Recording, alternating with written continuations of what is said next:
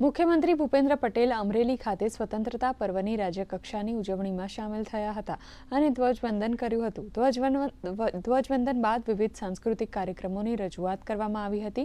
આ તકે મુખ્યમંત્રી ભૂપેન્દ્ર પટેલે તેમના સંબોધનમાં રાજ્યવાસીઓ માટે વિવિધ જાહેરાત કરી હતી। તેમણે કહ્યું કે ગ્રામીણ પરિવારોને વિનામૂલ્યે પ્લોટ ફાળવાશે। સાથે જ તેમણે કહ્યું કે આંગણવાડીઓમાં આવતા 3 થી 6 વર્ષના 16,71,000થી વધુ બાળકોને વર્ષમાં 300 દિવસ ગરમ નાસ્તો અપાશે।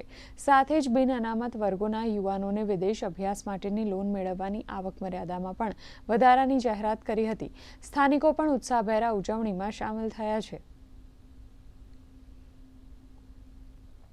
80મા સ્વતંત્ર દિવસની સૌને ખૂબ ખૂબ શુભકામનાઓ પાઠવું છું।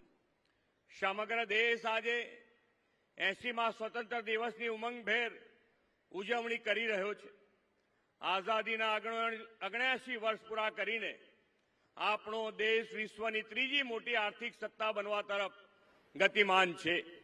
જેમના ત્યાગ, તપસ્યા, અદમ્ય રાષ્ટ્રભક્તિ અને સમર્પણને કારણે આપણને આઝાદી મળી છે તેવા નામી અનામી અનેક સ્વાતંત્ર્ય વીરોને વંદન કરું છું।